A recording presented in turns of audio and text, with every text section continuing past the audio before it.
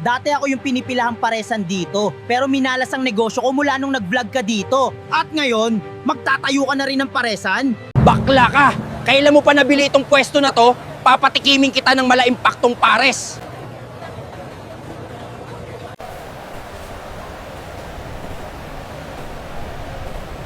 Hala, may mukha ng demonyo sa likod ni Bakla.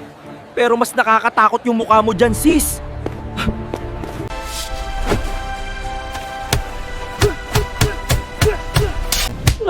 Aray ko, kubag ka! Tirahin kita dyan!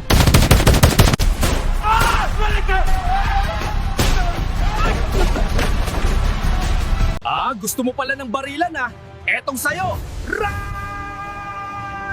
Gun!